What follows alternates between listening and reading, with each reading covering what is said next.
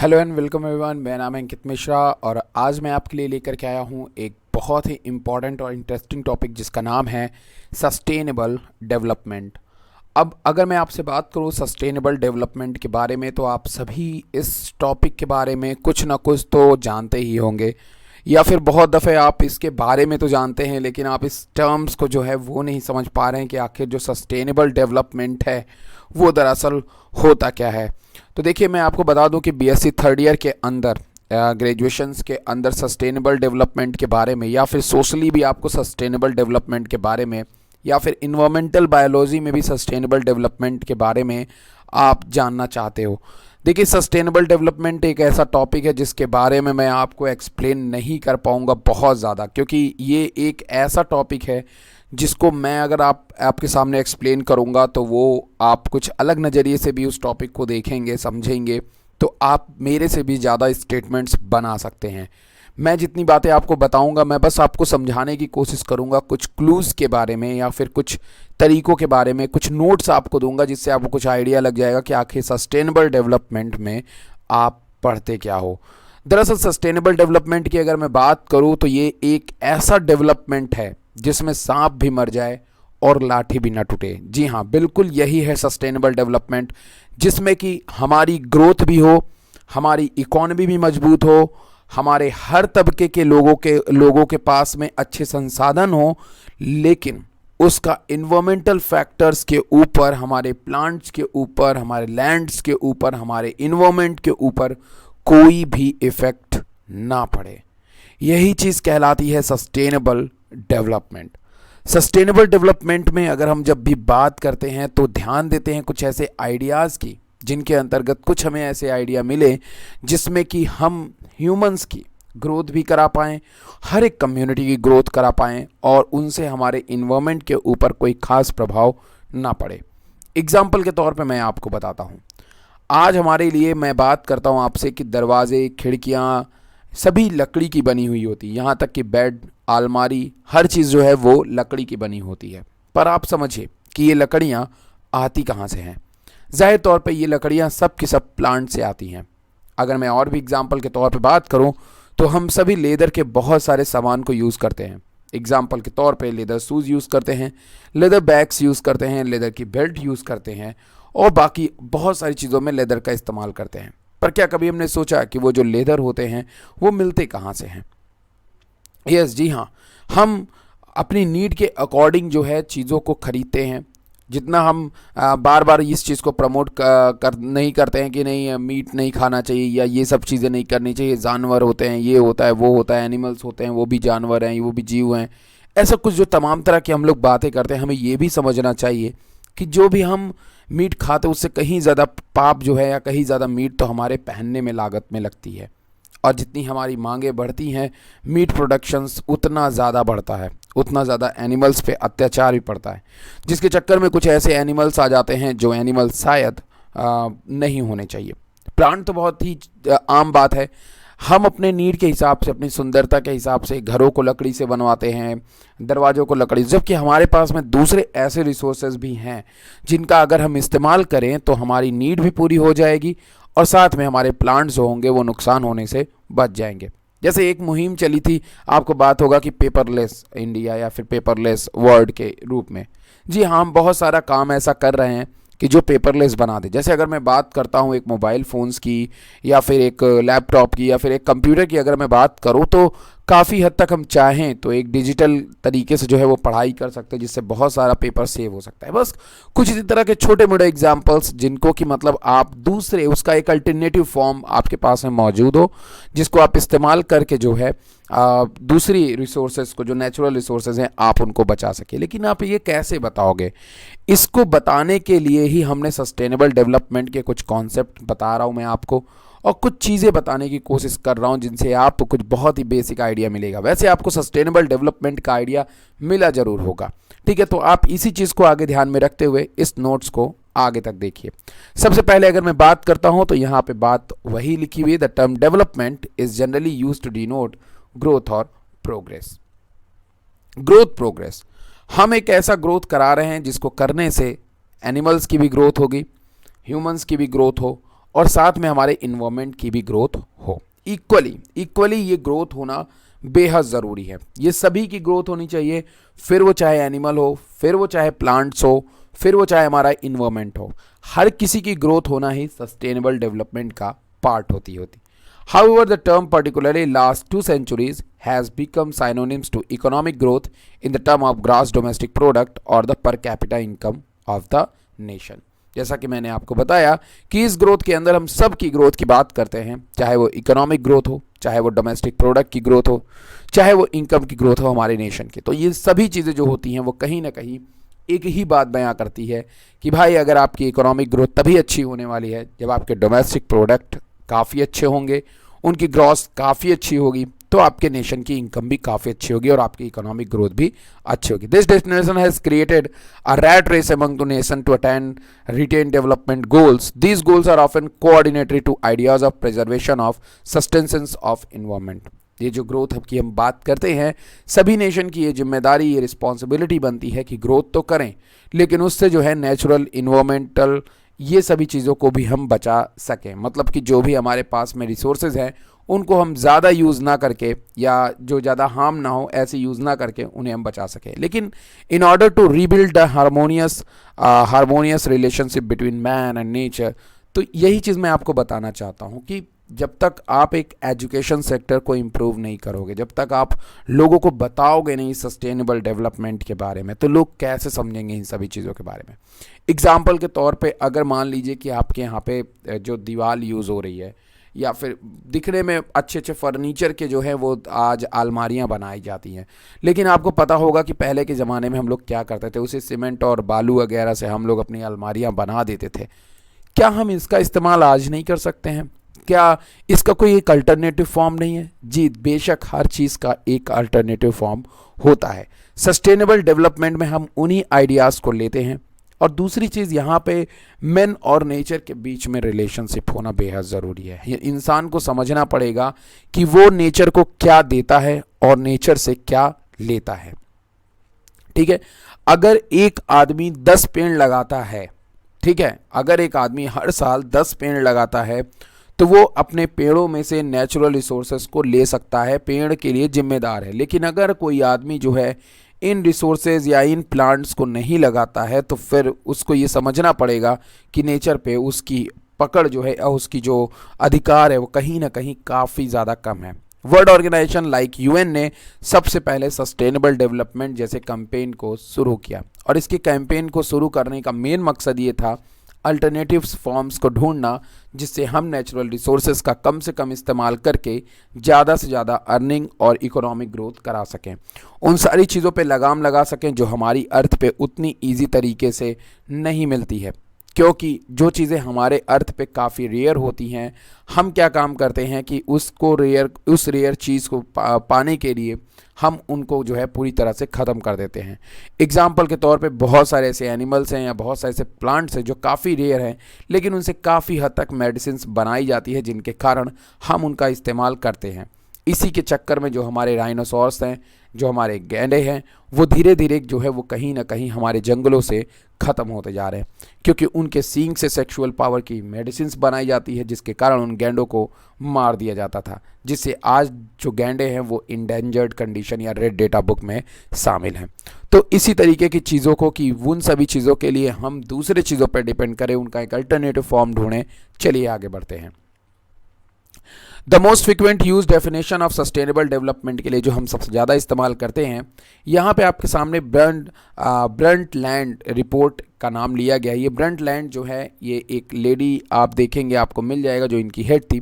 ये reports produce करती थी सस्टेनेबल डेवलपमेंट के बारे में, जहाँ पे इन्होंने बताया कि sustainable development is the development that meets the need of present people. यहाँ पे ये बहुत बड़ी डेफिनेशन है, इस डेफिनेशन को मैं आपको पहले ही बता दे रहा हूँ। यहाँ पे इनका कहना ये है कि जो हम आज क्रिएट कर रहे हैं, जितना फ़ायदा या बेनिफिट हम आज कमा रहे हैं, हमें ये भी ध्यान में रखना होगा कि कल भी हमारे पास में हमारे लोगों के लिए ये रिसोर्सेज मौजूद हों। मतलब हमें ऐसा डेवलपमेंट नहीं करना है कि आज हम अपने चक्कर में, आज हम अपने नीड के चक्कर में उन सभी जो आगे आने वाली पीढ़ी है उन सभी के लिए जो है कोई भी नेचुरल रिसोर्सेज जो है ना बचाएं, ऐसा नहीं है। हमें ये भी ध्यान में रखना है कि हम आज जो इस्तेमाल कर रहे हैं वो कल के लोगों के लिए भी बचा रहे। मतलब आज जो जनरेशन में हम इस्तेमाल कर रहे हैं वो फ्यूचर जनरेशन्स में भी वो चीज़ें रहें, ताकि दूसरे फ्यूचर के लोग भी उसको इस्तेमाल कर सकें। इसीलिए हमें सस्टेनेबल डेवलपमेंट का सहारा चाहिए। इसीलिए इसी तरीके की चीज़ का इस्तेमाल करके हम जो है आज क्या कर सकते हैं, आज चीज़ों को बचा सकते हैं। रीज़न के तौर पे अगर आप पेड़ काटते हो, कोई बात नहीं है, अगर आप पेड़ काटते हो और अगर आप 10 पेड़ लगा रहे हो और आप 2 पेड़ काट रहे हो, तो ये बात बिल्कुल सही है कि आज से 100 साल बाद जब आप नहीं रहेंगे तो वो 10 पेड़ बहुत बड़े हो जाएंगे, राइट। फिर अगला 2 काट लेगा, 10 लगा देगा। तो वो ये जो एक तरीका है सस्टेनेबल डेवलपमेंट का, यही तरीका होना चाहिए कि हम जो भी नेचुरल रिसोर्सेज का इस्तेमाल कर रहे हैं उसको बैलेंस कैसे किया जा सकता है, उसे कैसे क्योर किया जा सकता है आगे आने वाली फ्यूचर जनरेशन्स के लिए। तो यही चीज़ें जो होती हैं, यही चीज़ें सस्टेनेबल डेवलपमेंट के लिए तैयार की जाती हैं। हमें किसी भी रिसोर्सेज का इतना भरसक तरीके से इस्तेमाल नहीं करना है कि आगे आने वाले समय में जो है वो हमारे नेचर के लिए भी खतरा बन जाए, आने वाली जनरेशन्स के लिए भी खतरा बन जाए। क्योंकि आने वाली जनरेशन किसकी होगी, हमारी, आपकी, सबकी फैमिली ही होगी।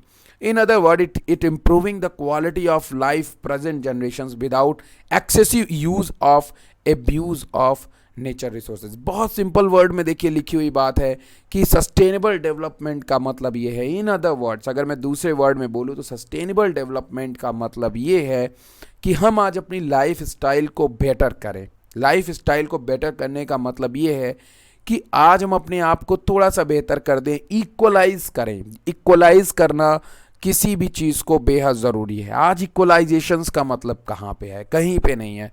Reason educations, lack of educations सबसे बड़ा फैक्ट बनता है किसी भी जगह को इक्वलाइज करने में। और ये मैं केवल इंडिया की बातें नहीं कर रहा हूँ, मैं ये बात कर रहा हूँ ऑल ओवर द वर्ल्ड।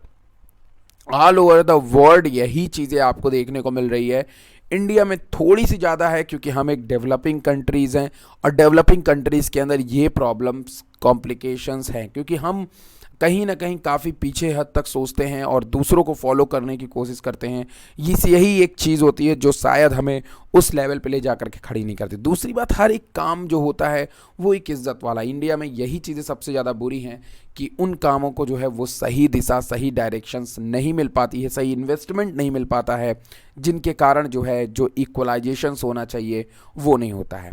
जैसे मैं एक एग्जांपल के तौर पे आपको बात बताता हूँ। एक कंपनी है, एक कंपनी एक प्रोडक्ट बनाती है, ठीक है।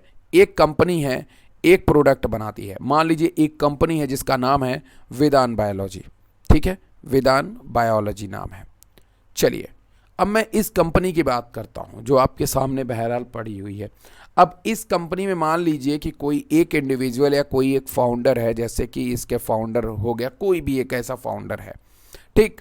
अब ये फाउंडर जो है इसने एक मेहनत करी, राइट, इसने एक मेहनत करी, इसने काफ़ी ज़्यादा मेहनत करी और काफ़ी ज़्यादा मेहनत करके इस कंपनी को इसने इस्टेब्लिश करने की कोशिश की।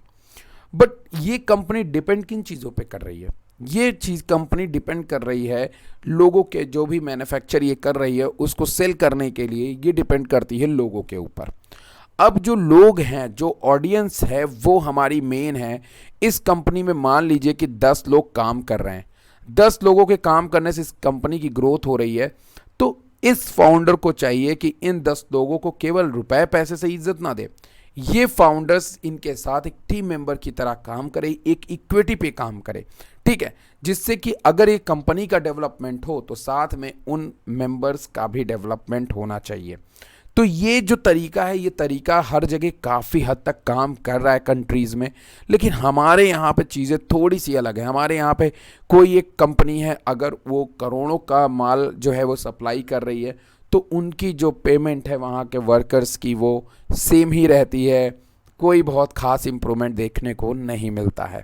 तो इस तरीके से आप लाइफ स्टाइल डेवलप नहीं कर सकते हो, आप नेचर में आप आगे जा कर के कभी डेवलप नहीं कर सकते हो, आप एक फिक्स रह जाओगे। और एक जो इक्वालिटी आनी चाहिए वो कतई नहीं आ सकती, आप इस बात को ध्यान में रखिएगा। So they can be preserve for the next generation. तो वही कहते हैं कि हमें लोगों की लाइफस्टाइल को बेहतर बनाने के लिए आज की भी और फ्यूचर की भी, इसके लिए हमें क्या करना होगा, इसके लिए हमें नेक्स्ट जनरेशन के लिए चीज़ों को प्रिजर्व करना बेहद ज़रूरी है।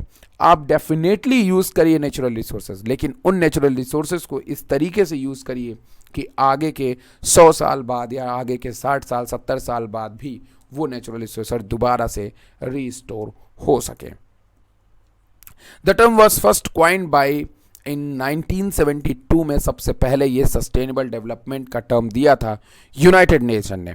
यूनाइटेड नेशन यूएन ने सबसे पहले कॉन्फ्रेंस में इस बात को बताया था, जो कि स्टॉकहोम में हुआ था, ह्यूमन इन्वॉल्वमेंट। बाद में क्या हुआ कि बहुत सारी ऐसी सभाएं होने लगी, बहुत सारी सी मीटिंग होने लगी, और बाद में सस्टेनेबल डेवलपमेंट का पूरा एक डे ही होने लगा।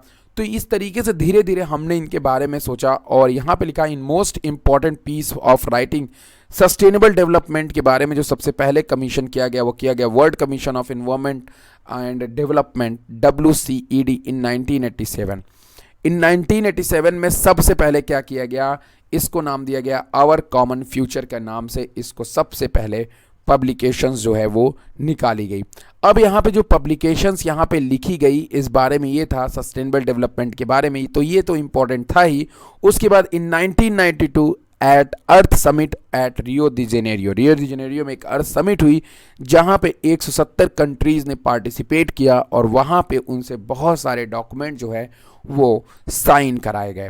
अब बात आपके धीरे धीरे समझ में आ रही होगी, जब कोई भी मीटिंग या कोई भी समिट होती है नेचर से रिलेटेड, तो आप ये जान लीजिए कि उस समिट में बहुत सारे देशों को कई कॉमन पक्षों पे जो है वो सिग्नेचर करनी पड़ती है। जैसे एग्जाम्पल के तौर पे हर एक कंट्रीज़ को एक प्रॉपर वो दिया जाता है, क्या बोलते हैं उसको, एक प्रॉपर वार्निंग दी जाती है कि आपको जो है इतने % अपने यहाँ पे फॉरेस्ट रखने हैं, इतने % आपके यहाँ पे ये ट्रीज़ होनी चाहिए। ये सारी चीज़ें जो होती हैं वो पब्लिश की जाती हैं, यहाँ तक कि एनिमल रेड डेटा बुक किसके यहाँ पे किस कंट्रीज़ में ज़्यादा हैं, किस कंट्रीज़ में कम है, ज़्यादा हैं तो क्यों है, कम है तो क्यों है, बहुत सारी सी तमाम चीज़ों पे साइन लिए जाते हैं, जिसको ये देखते हुए ध्यान में रखना है कि नेचुरल रिसोर्सेज ज़्यादा हार्म ना पहुँचाए। एग्जाम्पल के तौर पे मैं आपको बता रहा हूँ, मान लीजिए कि क्यों सभी देश क्यों साइन करते हैं, इसके पहले बारे में समझिए। मान लीजिए कुछ एक बहुत इंपॉर्टेंट चीज़ है जो हर एक पूरी कंट्रीज़ के लिए बहुत ज़्यादा ज़रूरी है, लेकिन उसके लिए जो प्रॉपर एटमॉस्फेयर है उसके ग्रोइंग के लिए वो इंडिया में है। वो कहाँ पे है, इंडिया में ही है, लेकिन यहाँ पे अमेरिका को भी उस प्रोडक्ट की रिक्वायरमेंट है, चाइना को भी उस प्रोडक्ट की रिक्वायरमेंट है, अदर कंट्रीज़ को भी उस प्रोडक्ट की रिक्वायरमेंट है जो इंडिया से वो इंपोर्ट कर रहा है। तो वहाँ पे ये साइन करना होता है कि इंडिया उनको ये चीज़ें जो है वो सप्लाई करेगा, इतना इतना उसको सप्लाई करना है। हाँ, उसके लिए भी काफ़ी कंडीशंस होती है, जितना सिंपल मैं बता रहा हूँ इतना सिंपल ये सब होता नहीं है, लेकिन हाँ कहीं ना कहीं एक वार्न दिया जाता है कि आप अपने यहाँ पे ध्यान रखिए इस चीज़ को कि ये चीज़ ज़्यादा डिस्ट्रॉय होने ना पाए, इसको आप प्रिजर्व करके रखिए। उसी तरीके से यहाँ पे सस्टेनेबल डेवलपमेंट में कई सिग्नेचर्स ये बात पे लिए गए कि हम ज़्यादा नेचुरल रिसोर्सेज का इस्तेमाल नहीं करेंगे, हम इन्हें प्रिजर्व करने की कोशिश करेंगे। फ्यूचर में हम कोशिश करेंगे कि हम इन्हें ज़्यादा से ज़्यादा लगा सकें ताकि फ्यूचर्स में ह्यूमंस के लिए इतनी ज़्यादा प्रॉब्लम्स क्रिएट ना हो। इस तरीके के 1992 में जो आपका अर्थ समिट हुआ वहाँ पे, बाद में फिर सस्टेनेबल डेवलपमेंट के बहुत सारे समिट्स और भी हुए जहाँ पे काफ़ी इंपॉर्टेंट बातें जो हैं वो रखी गई। अब यहाँ पे आइए देखते हैं सस्टेनेबल डेवलपमेंट जो होती है उसका इकोनॉमी और इकोलॉजी से क्या लेना देना है। सस्टेनेबल डेवलपमेंट में हम रिलेशनशिप समझते हैं दो चीज़ों के बीच में, एक इकोनॉमी और एक इकोलॉजी। मतलब अगर आप इन दोनों का रिलेशनशिप तय करा दो, marriage of economy and ecology, तो शायद सस्टेनेबल डेवलपमेंट की सही परिभाषा जो है वो निकल करके सामने आती है। अभी अगर आप लोगों से पूछोगे कि अगर साइंस होगा तो क्या इन्वायरमेंट रह सकता है? जी डेफिनेटली रह सकता है। डिपेंड करता है कि हम साइंस का इस्तेमाल कैसे करते हैं। साइंस एक नॉलेज है, साइंस कोई कंपैरिजन नहीं है कि हम साइंस को एज अ कंपैरिजन खड़ा कर देते हैं, ये भगवान, ये साइंस, ये वो। ईश्वर एक दूसरी चीज़ है, साइंस एक दूसरी चीज़ है। साइंस वो है जो ईश्वर ने बनाया है, जो हमारे पास में है, जो अर्थ पे मौजूद है, प्रेजेंट है। साइंस उनके बारे में नॉलेज देने की कोशिश करता है। अब उस नॉलेज का इस्तेमाल आप 2-3 तरीके से कर सकते हो, राइट। जैसे एग्जाम्पल के तौर पे मैं आपको बता रहा हूँ, जितने भी आपके ये टेररिस्ट बनते हैं या इनके जिनके ब्रेन वॉश वगैरह किए जाते हैं, ये कैसे डेवलप कर रहे हैं। ये आपको झूठी चीज़ को बताई जाती है, किसी भी चीज़ के मतलब को उल्टा सीधा करके बताया जाता है, तो उसी कुरान को लपेट वपेट के कुछ ना कुछ उल्टा सीधा करके बता दिया जाता है उनको। तो भाई वो तो किसी भी, आप किसी, मैं केवल कुरान का नाम क्यों लूँ, मैं किसी का भी अगर नाम लूँ, उसी तरीके से जो साइंस होती है वो डिपेंड करती है कि हम उसका इस्तेमाल कैसे कर रहे हैं। अगर हम उसका इस्तेमाल थोड़ा बेटर ढंग से करेंगे तो आदमी बेटर होगा, आदमी अच्छी चीज़। जैसे अगर मैं बात करता हूँ कि अगर हम इसी साइंस का इस्तेमाल जल्दी जल्दी प्लांट के लिए गड्ढा या क्यारी बनाने के लिए कर दें तो वो बहुत अच्छी बात है। क्या अच्छी बात है भाई, हमने तुरंत कर दिया, जिससे हम बहुत ज़्यादा जो है वो प्लांटेशंस कर सकते हैं। ठीक है, समझ रहे हो कि नहीं मेरी बात। तो कहीं ना कहीं मैं एक एग्जांपल आपके सामने सेट कर रहा हूँ। जैसे मुझे मान लो रेजिस्टेंट वैरायटी बनानी है प्लांट की, तो हमने बना डाली ना रेजिस्टेंट वैरायटी प्लांट की, उसका इन्वायरमेंट के ऊपर इम्पैक्ट ना पड़े, राइट। अब जैसे मान लीजिए आप यूरिया का इस्तेमाल करते हैं, लोग बोलते भाई अगर आप यूरिया का इस्तेमाल करते हो तो नाइट्रोजन तो चाहिए प्लांट को ग्रोथ के लिए, नाइट्रोजन कंपलसरी है, इसीलिए आप यूरिया का इस्तेमाल करते हो। लेकिन अगर आप कुछ ऐसी टेक्निक डेवलप कर लो जिससे प्लांट खुद नाइट्रोजन को फिक्स कर सके, और कुछ ऐसी वेराइटीज बना लो जो नाइट्रोजन को फिक्स करने की कैपेसिटी रख सके, या नेचुरल बैक्टीरिया के थ्रू आप नाइट्रोजन फिक्सेशन कर सको, तो दैट्स गुड। ये नेचर के लिए भी अच्छा होगा और ह्यूमंस के लिए भी अच्छा होगा, क्योंकि यूरिया की हमें नाइट्रोजन हमारे बॉडी को काफ़ी नुकसान पहुंचा सकती है, अर्थ को नुकसान, जमीन को, सॉइल को नुकसान पहुंचा सकती है, जिससे सॉइल इनफर्टाइल हो जाएगा। तो ऐसा कुछ आपको बनाना है जिसमें इकोलॉजी भी ना डिस्टर्ब हो, इकोसिस्टम भी ना डिस्टर्ब हो, इकोनॉमी भी ना डिस्टर्ब हो। जब हम कुछ ऐसा करते हैं तो यही चीज़ सस्टेनेबल डेवलपमेंट के बीच में आती है। तो हम कुछ ऐसा रिलेशनशिप करें जिसमें इकोनॉमी और इकोलॉजी दोनों इनहेंस हो, दोनों के लिए फायदा हो। That is attain economic development without compromising the ecological balance. ठीक है, जैसे कि एग्जाम्पल के तौर पे मैंने आपको क्या कहा कि मान लीजिए कि हिरन की जो खाल है वो मार्केट में वैल्यूज बहुत ज़्यादा मिल रही है, ठीक, इकोनॉमी तो है, लेकिन अगर आप हिरन की खाल लेने जाएंगे तो रीज़न क्या बनेगा भाई? रीज़न क्या बनेगा? रीज़न ये बनेगा कि वो जो खाल है उससे हिरन के पॉपुलेशंस के ऊपर असर पड़ेगा, और अगर उनकी पॉपुलेशन कम हुई तो उनको हंट करने वाले एनिमल की पॉपुलेशन पे इफेक्ट पड़ेगा। तो कहीं ना कहीं से ऐसा काम हमें नहीं करना, हमें ऐसा काम करना है जिसमें इकोलॉजी भी बैलेंस हो और साथ में हमारा इकोनॉमी बैलेंस हो। तो मैंने आपको क्या बताया कि हर चीज का आप रास्ता निकाल सकते हो, राइट। हर चीज का आप रास्ता निकाल सकते हो, बस ढूंढने की जरूरत है कि आप सस्टेनेबल डेवलपमेंट के लिए ऐसा कौन सा रास्ता निकालते हो जो नेचर को कम नुकसान पहुंचाए और आपका काम भी हो जाए, ठीक। तो ये चीज जो है हमें अप्लाई करना है। It can be attain bye rigorous 215 policy changes taking action altering practice. यही चीज अल्टरिंग प्रैक्टिस है, मतलब हम जो चीज करते हैं वो ना करें जिनसे हमें नेचर को नुकसान हो रहा है, वो चीज ना करें, उसका एक alternative, what is alternative? Option, उसका एक ऑप्शन हम जो है वो क्रिएट करके रखते हैं। There are 3 M of sustainable development. 3 M हमें रखना होता है अगर किसी चीज पे सस्टेनेबल डेवलपमेंट करना है। तो number 1 ecological, to preserve the ecosystem, हमें इकोसिस्टम को बनाए रखना है भाई, यही आपके नेचर को चलाता है। अगर आपने इकोसिस्टम को डिस्टर्ब किया तो इकोसिस्टम को डिस्टर्ब करने से आपकी जो सस्टेनेबल डेवलपमेंट है वो डिस्टर्ब हो जाएगी। क्योंकि भाई अगर आपने डियर को खत्म किया तो शेर खतरे में आएगा, शेर खत्म हुआ तो काफी चीज जो आपको इकोनॉमिकली मिलनी चाहिए थी वो नहीं मिल पाएगी, ठीक है। उसी तरीके से अगर आप ग्रासेस को बहुत ज्यादा कटाई कर, तो समझ रहे हो ना मेरी बात। बस इसी तरीके से social, guaranteeing equal access to resource of all human communities, हर एक ह्यूमन कम्युनिटीज, हर एक धर्म, हर एक जात, हर एक देश के हर एक ह्यूमंस को इक्वल एक्सेस मिलना चाहिए हर चीज का, ठीक है। कोई एक अलग तबका नहीं रहना चाहिए जिसको एक चीज की ही फैसिलिटीज प्रोवाइड हो। हर कोई एक ही अस्पताल यूज करे, हर कोई स्कूल को यूज कर सके, उस स्कूल में चाहे जो भी पढ़ना हो वो पढ़े, हर कोई उस फॉरेस्ट के रिसोर्सेज को इस्तेमाल कर सके। कोई ज़रूरी नहीं कि सेब कोई एक इंडिविजुअल ही जा करके उगाए वही खाए, ऐसा कुछ भी नहीं। कोई तबका, हर एक तबका जो भी कैपेबल है वो सोशल तरीके से उस इन्वायरमेंट को यूज कर सके, उस इकोनॉमिक को यूज कर सके। अब यहाँ पे आपके सामने बर्ड एंड रिपोर्ट के ब्रंटलैंड रिपोर्ट के कुछ ऑब्जेक्टिव्स हैं, उसमें आप थोड़ा सा इन बारे में थोड़ा सा ध्यान में रखिएगा। तो काफ़ी इंपॉर्टेंट पॉइंट्स हैं, थोड़ा लेक्चर लंबा हो रहा है पर कोई बात नहीं, आप देखते रहिए, मजा आएगी। डिवाइडिंग ग्रोथ, आगे कहते हैं डिवाइडिंग ग्रोथ मतलब कि ऐसी ग्रोथ जिसमें आप इकोनॉमिक और इन्वायरमेंट दोनों की ग्रोथ को करा सकें। Changing the quality of growth, जो ग्रोथ है वो हमेशा पॉजिटिव वे की तरफ होनी चाहिए।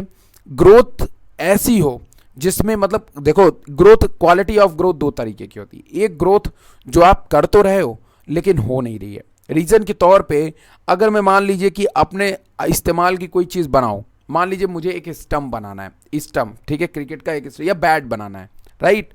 अब मैंने बैट तो बना डाला, पर बैट बनाने के लिए मैंने एक पेड़ को क्या कर दिया, खराब कर दिया, काट दिया। ऐसी ग्रोथ नहीं, आपको कुछ ऐसे ऑप्शन समझने हैं जो वो बैट भी बन जाए और बहुत इंपॉर्टेंट लकड़ी वगैरह या जो भी बहुत ज़्यादा हम लोग विग्रसली यूज़ कर रहे हैं वो ना हो, कुछ मतलब दूसरे ऑप्शन हम निकालने की कोशिश करें। Meeting essential need of job, food, energy, water and sanitation. Human की ग्रोथ के लिए क्या चाहिए? ह्यूमन की ग्रोथ के लिए आपको चाहिए अच्छी job, food, energy, water and sanitations. तो ये सारी चीज़ जो है वो आपको चाहिए ही चाहिए। अगर आप एक ह्यूमन की ग्रोथ के बारे में बात करते हैं तो आपको ये चाहिए, लेकिन हमें ये बताना पड़ेगा ह्यूमंस को। देखिए, जॉब तो आप क्रिएट करना पड़ेगा भाई, जॉब एक ऐसी चीज़, जॉब को आपको क्रिएट करना पड़ेगा। फूड, ह्यूमन को आप एजुकेशन दे करके बता सकते हो, जैसे कि नेचुरल रिसोर्सेज का इस्तेमाल करके फील्ड वगैरह में। एनर्जी, वाटर और सैनिटेशन की ज़रूरत पड़ती है। Conserving and enhancing the resource, और ये चीज़ आपको आज के लिए भी नहीं चाहिए, ये चीज़ हमें क्या करना है, प्रिजर्व भी करना है। ऐसा नहीं कि आज हमें एनर्जी है, आज हमने सारी एसी लगा के एनर्जी खत्म कर डालूं, वाटर खत्म ना, ये हमें प्रिजर्व भी करना है। Conserving and enhancing the resource basis, reorienting technology, building technology that less explored. मतलब हमें डेवलपमेंट तो करना है लेकिन हमें ऐसी टेक्नोलॉजी नहीं बनानी, टेक्नोलॉजी तो बनानी है लेकिन हमें ऐसी टेक्नोलॉजी में ये बात ध्यान रखना है कि कोई एक ऐसी टेक्नोलॉजी हमें नहीं बनानी है जो बहुत ज़्यादा नुकसान दे करके बने, जिससे हमें नेचुरल रिसोर्सेज, हमारे इकोसिस्टम को बहुत ज़्यादा नुकसान पहुंचे। ऐसा हमें टेक्नोलॉजी, मतलब कंपेयर करना पड़ेगा आपको कंपेयर करना पड़ेगा। मैं ये बनाऊंगा तो इससे इसका तो बहुत ज़्यादा नुकसान है नहीं। एग्जाम्पल के तौर पे मैं आपको ऐसे बताता हूँ, समझिए। जैसे मान लीजिए कि मैंने एक लैपटॉप परचेस किया, राइट। उसके पहले हम क्या करते हैं भाई, मान लीजिए अगर आप एक महंगे लैपटॉप परचेस कर रहे हो, 60, 70, 80, 90 हज़ार का जब आप लैपटॉप परचेस कर रहे हो, तो आप पहले सोचोगे ना कि आप जो लैपटॉप परचेस कर रहे हो वो क्यों परचेस कर रहे हो, कितना काम है आपको, आप क्या 60,000 दे रहे हो, आप 60,000 निकाल पाओगे क्या उससे? ऐसा कुछ सोचते हो कि नहीं सोचते हो? उसी तरीके से हमें सस्टेनेबल डेवलपमेंट में भी सोचना है कि हमें रिसोर्सेज, अपने पैसे को, रिसोर्सेज को, अपने इन्वायरमेंट को, अपनी इकोनॉमी को भी बचाना है और साथ में हमें टेक्नोलॉजी भी क्या करनी है, एडवांस और अच्छी करनी है। ठीक, इंश्योरिंग सस्टेनेबल पॉपुलेशन, ये बहुत इंपॉर्टेंट चीज़ है। आपको पॉपुलेशंस पे काम करना पड़ेगा कि आप जो सस्टेनेबल डेवलपमेंट कर रहे हो, आप जो नेचुरल रिसोर्सेज बचा रहे हो, वो कितनी पॉपुलेशन के लिए बचा रहे हो। अगर आप इस पे काम नहीं करोगे, अगर आप पॉपुलेशंस के डेटाबेस पे काम नहीं करोगे कि कितनी पॉपुलेशन पर ईयर बढ़ रही है, कितनी अगली बार बहुत ज़्यादा बढ़ जाएगी, अगर आप इन पे काम नहीं करोगे तो कहीं ना कहीं जो सस्टेनेबल डेवलपमेंट है उसमें आप गच्चा खा जाओगे। Managing environment and economics in decision making, जो आपका इन्वायरमेंट है और जो आपकी इकोनॉमिक्स है उनको आपको साथ लेकर के चलना है और इनके लिए आपको डिसीजन लेना बेहद ज़्यादा ज़रूरी है। हर एक इंडिविजुअल को, देखो यार, सबसे पहली चीज़ तो आप ध्यान में रखो, चाहे मैं बताऊं चाहे मैं ना बताऊं, मैंने क्या कहा, इस टॉपिक में आप मेरे से भी ज़्यादा पॉइंट बना सकते हैं अगर आप अपने से लिखते हैं। अब आपका कॉन्सेप्ट क्लियर है, बस आपको ये समझना है कि आप कैसे सस्टेनेबल डेवलपमेंट को इन्हेंस कर सकते हैं। अब हम आते हैं अपने अगले इंपॉर्टेंट पॉइंट पे।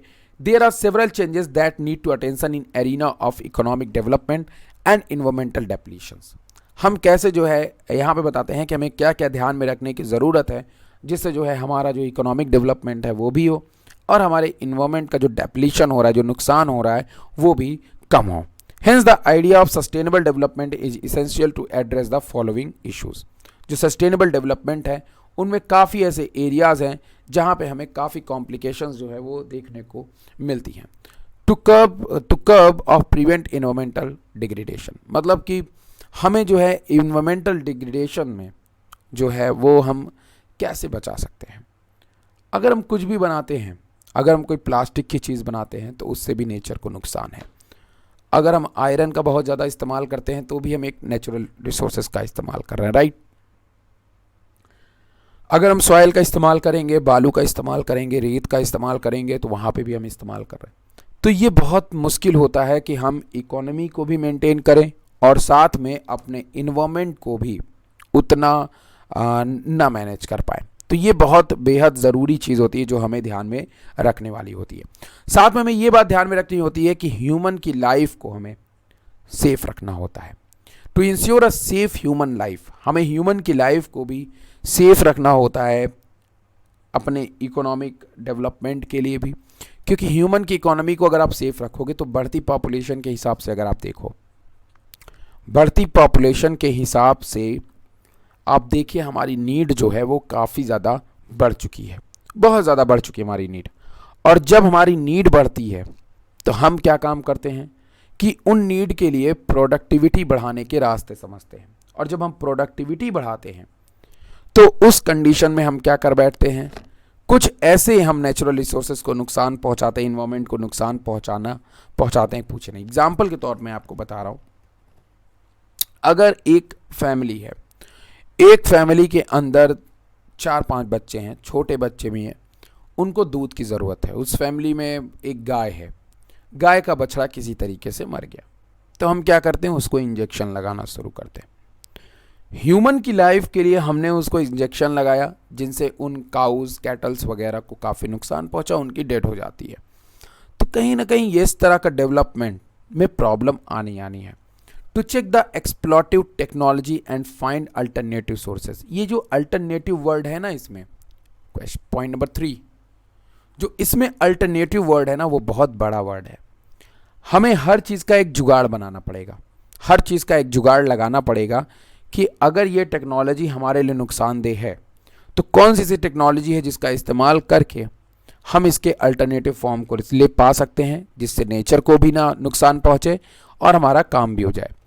To check over exploitation of wastage और नेचुरल रिसोर्सेज, हमें यह भी ध्यान में रखना है कि कौन सी ऐसी चीज़ है जो सबसे ज़्यादा इस्तेमाल की जा रही है, कौन सी चीज़ है जो सबसे ज़्यादा वेस्ट यूज़ किया जा रहा है, मतलब वेस्ट किया जा रहा है नेचुरल रिसोर्सेज के रूप में।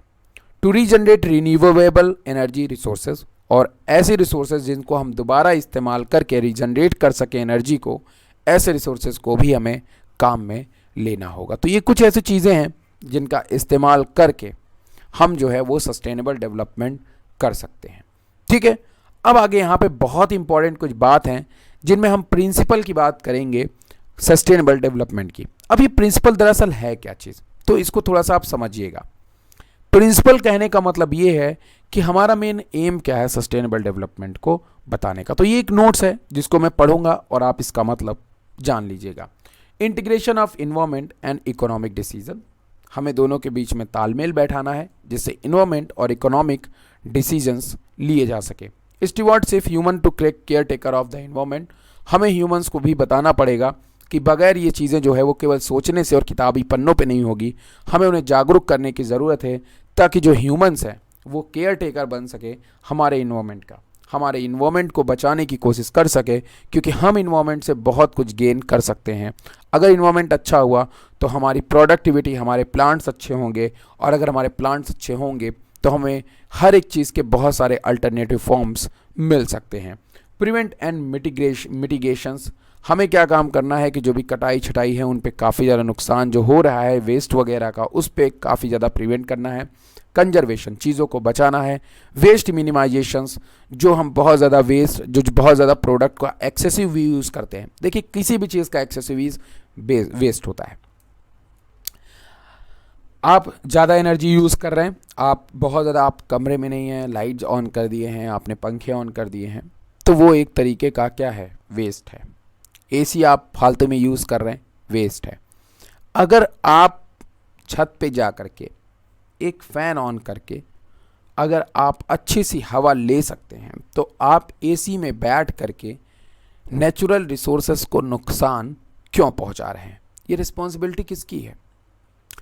इस मामलों में मैं कहता हूं कि सभी जितने भी इस तरीके के लोग हैं जो इस तरीके से नेचुरल रिसोर्सेज को बर्बाद कर रहे हैं, असल मामले में तो देश के बाहर उनको जाना चाहिए। ठीक है, मैं रियल बता रहा हूँ आपको, जो बात है, बुरी लगे कोई दिक्कत नहीं। अगर आप नेचुरल रिसोर्सेज का इस्तेमाल, आप एसी लगवाइए, आप कुछ भी करवाइए, ठीक है, अच्छी बात है, ठंडा है, अच्छी बात है। गर्म अगर बहुत ज़्यादा टेम्परेचर है और आपका काम ऐसा है कि आप सर्वाइव नहीं करो, आप कोई ऑफिशियल काम करो, आप पढ़ाई भी कर रहे हो, बहुत ज़्यादा टेम्परेचर, जैसे कि 12 बजे से लेकर के आप 4 बजे 5 बजे तक का टेम्परेचर ऐसा होता है कि भाई उसकी गर्मी सही नहीं जाती है, तो आप यूज़ कर सकते हो, उसके लिए कोई दिक्कत नहीं। लेकिन हाँ, 24 डिग्री पे आप यूज़ करो, सही रहेगा, 24-20 के आसपास में यूज़ करो, कोई दिक्कत नहीं।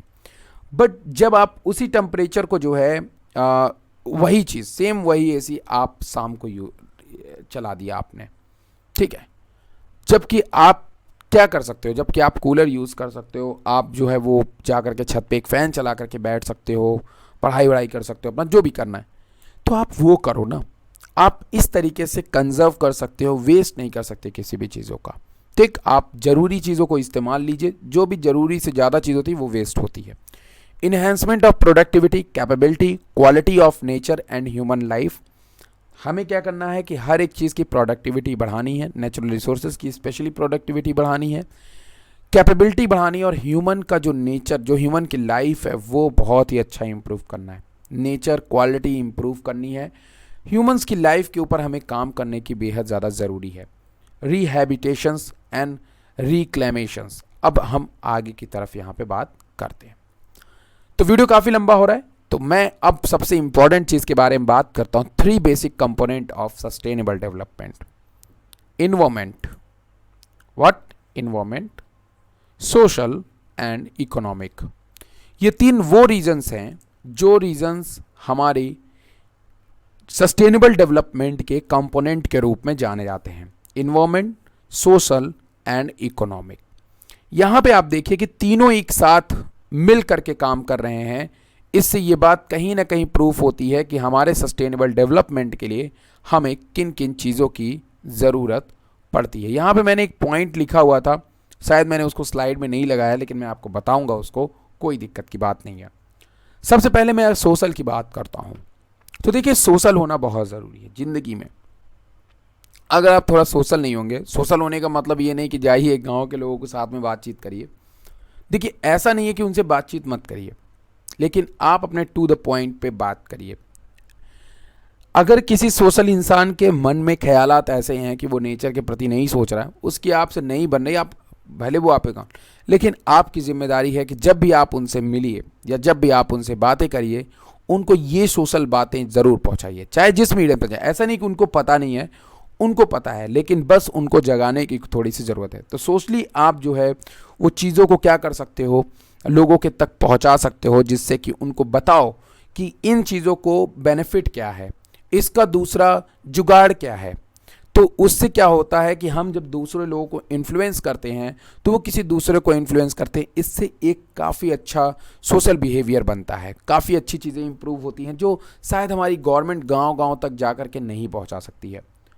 वर्कर्स हेल्थ एंड सेफ्टी, भाई नो डाउट हमारे जो वर्कर्स होते हैं, मैंने अभी आपको शुरुआत सबसे पहली लाइन वही बताया कि हमें अपने वर्कर्स का ध्यान रखना है, क्योंकि वही वर्कर्स हमें क्या दे रहे हैं, वही वर्कर्स जो हैं हमारे लिए काम करते हैं, हमें चीज़ें देते हैं, हमारी प्रोडक्टिविटी इंक्रीज करते हैं। Impact on local communities, quality of life. जो भी हमारी कम्युनिटीज़ है, लोकल कम्युनिटीज़ मतलब जो भी लोगों को हम जानते हैं, जो भी लोग कंपनीज़ में काम करते हैं, इस तरीके के काम करते हैं, उनमें हमें क्या करना है, उनकी क्वालिटी को, लाइफ की क्वालिटी को इम्प्रूव करना है। जिससे लाइफ क्वालिटी उनकी इम्प्रूव कैसे होगी, उनको ऑप्शंस दे करके, उनको अच्छा इकोनॉमिक लेवल प्रोवाइड करा करके। बेनिफिट टू डिसएडवांटेजेस ग्रुप, ठीक है, ऐसे जो लोग जो शायद जिनको ज़रूरत है लेकिन उनको नहीं मिल पा रहा है, ठीक है, तो उनको जो है उनको हम उनकी मदद करें, जिनसे कि उनका सस्टेनेबल डेवलपमेंट हो सके। इकोनॉमिक कंपोनेंट की अगर मैं बात करता हूं, तो इकोनॉमिक कंपोनेंट मतलब हमें सस्टेनेबल डेवलपमेंट करके हम क्या कर सकते हैं कि वर्कर्स की मदद कर सकते हैं, जो वांछित लोग हैं, जो ज़रूरी लोग हैं, जिनके पास में कोई भी साधन संसाधन मौजूद नहीं है, जिनके पास में नौकरी नहीं है, जिनके पास में काम काज नहीं है, तो उनके पास इकोनॉमिक वैल्यूज़ नहीं है, उनकी मदद करना। Economic component, creation for new markets and opportunities for sale growth. हमें क्या करना है इकोनॉमिक में, कैसे हम कर सकते हैं, हमें नई मार्केट्स बनानी पड़ेगी, ये ध्यान में रखने होते हुए कि उसका इफेक्ट इन्वायरमेंट और सोशल पे ना पड़े। ठीक है, इकोनॉमिक ग्रोथ करानी है तो इकोनॉमिक ग्रोथ तो है, लेकिन उसका अफेक्ट सब पे पड़ता है, ध्यान रखिएगा। अगर तीनों एक दूसरे से मिले हुए हैं तो इम्पैक्ट सब पे पड़ेगा, लेकिन आपको ध्यान में ये रखना है कि उससे तीनों की ग्रोथ हो, सोशल ग्रोथ भी हो, इकोनॉमिक ग्रोथ हो, एनवायरमेंट ग्रोथ हो। एग्जाम्पल के तौर पे मैं आपको बता रहा हूँ, आप कुछ एक ऐसा चीज़ बनाइए, आप कुछ एक ऐसा चीज़ बनाइए जिससे हमारी इकोनॉमी काफ़ी मजबूत हो जाए। ठीक, इकोनॉमी मतलब एरिया, हर एक कंट्रीज आपसे वो सामान लेने लगे, और उससे हमारा इन्वायरमेंट अच्छा हो जाए, और उससे सोशल जो कम्युनिकेशंस है वो भी काफ़ी अच्छा हो जाए। ऐसा कुछ बनाइए तो वो ग्रोथ करने में काफ़ी, अब ऐसे आइडियाज़ बहुत कम होते हैं, बहुत कम है नेचर में, तो ये बात आप ध्यान में रखिएगा। Cost reduction through efficiency and improvement of reduced energy and raw material inputs. जब आप रॉ मटेरियल से कोई चीज़ बनाते हैं ना, तो उसकी मांग अगर हो गई मार्केट में, तो आपका जाता कुछ नहीं है लेकिन आता बहुत कुछ है। तो आपको ये समझना है कि जो आप वेस्ट प्रोडक्ट, जो आपका रॉ मटेरियल है, आप उससे क्या बना सकते हो वो बनाइए। साथ में आप अगर कोई चीज़ बना रहे हो तो उसको आप कम से कम एनर्जी में कैसे बना सकते हो, कम से कम लागत में कैसे बना सकते हो, ये समझिए। तो ये कॉस्ट रिडक्शन करवाइए। कैसे कर सकते हैं कॉस्ट रिडक्शन? अगर मान लीजिए कि भाई अगर मुझे कोई चीज़ बनाने में 10 या 100 वाट की बिजली लग रही है, तो हम कोशिश ये करें कि कुछ ऐसा टेक्निक यूज़ करें जिनसे उसकी बिजली क्या हो जाए, कम हो जाए, एनर्जी कम हो जाए। तो एनर्जी कम करेंगे तो उधर प्रोडक्ट की कॉस्ट भी कम हो सकती है। तो आप जो रॉ मटेरियल यूज़ कर रहे हैं, जो मटेरियल यूज़ कर रहे हैं, उसको आप जो है कितना इस्तेमाल करते हैं, तो मतलब उसको आप थोड़ा थोड़ा रिड्यूस करेंगे तो कॉस्ट भी क्या हो जाएगी, रिड्यूस हो जाएगी, लोगों की ज़रूरत क्या हो जाएगी, कंप्लीट हो जाएगी। तो यही चीज़ आप करिए। इस चीज़ को करने से लोगों की ज़रूरतें भी कंप्लीट हो जाती हैं और कहीं ना कहीं जो रॉ मटेरियल तो वो भी आपका यूज़ हो जाता है। क्रिएशन एडिशनल वैल्यू, जो भी चीज़ आप बनाइए अच्छी बनाइए जिससे आपको उसकी एक अच्छी वैल्यू मिल सके। अब इन्वायरमेंटल कंपोनेंट्स की बात करते हैं। रिड्यूस वेस्ट, हमें भाई सबसे पहले चीज़ इन्वायरमेंट में जो ध्यान रखना है, आप सबकी ग्रोथ कराइए लेकिन वेस्ट कम होना चाहिए। भाई वेस्ट कम होना ही चाहिए। और कैसे कम होगा वेस्ट? अगर किसी आदमी का काम थोड़े में चल जा रहा है तो आप ऐसी चीज़ बनाइए जो कम एनर्जी ले, रॉ मटेरियल थोड़ा ठीक ठाक लगा हो बस, तो जिससे उसका इस काम भी हो जाए और वेस्ट भी रिड्यूस हो जाए। Influential generations emission into environment, जो भी चीज़ें इन्वायरमेंट को नुकसान पहुंचाएं वो बहुत ज़्यादा चीज़ें मत रिड्यूस करिए। Reduce impact on human health, जो ह्यूमन हेल्थ के ऊपर डेवलपमेंट का इम्पैक्ट पड़ रहा है वो नहीं पड़ना चाहिए। Use of renewable raw material, आपको ऐसे रॉ मटेरियल बनाने हैं जिनको आप रीयूज़ कर सके, रिन्यू कर सके, दोबारा उनका इस्तेमाल कर सके। ऐसे रॉ मटेरियल्स को आपको इस्तेमाल करना है जिनका आप बार बार इस्तेमाल कर सकिए। साथ में जो कोई टॉक्सिक सब्सटेंसेस हैं उनको इन्वायरमेंट में मत मिलने दीजिए, उन्हें आप बिल्कुल सेपरेट करके उन्हें डिटॉक्सिफाई करिए। तो ये वो चीज़ें हैं जो सस्टेनेबल डेवलपमेंट में पार्टिसिपेट करने वाले कंपोनेंट्स होते हैं। थोड़ा वीडियो बड़ा था पर इंटरेस्टिंग लगा होगा। अगर आपके भी काफ़ी सुझाव हैं सस्टेनेबल डेवलपमेंट को लेकर के, आपको वीडियो पसंद है तो कमेंट सेक्शंस में बताइएगा हमें, और साथ में वीडियो को लाइक कर दीजिएगा, चैनल को सब्सक्राइब कर दीजिएगा और शेयर करिएगा, क्योंकि यहाँ पे भी ऐसी 3rd ईयर, 2nd ईयर और 1st ईयर सभी के वीडियोज़ और नीट के भी, नेट के भी वीडियोज़ आपको इसी यूट्यूब चैनल पर मिलते रहेंगे बारी बारी से। आज आपको वीडियो पसंद है, वीडियो लाइक करिएगा, शेयर करिएगा, सब्सक्राइब करिएगा। Thank you very much.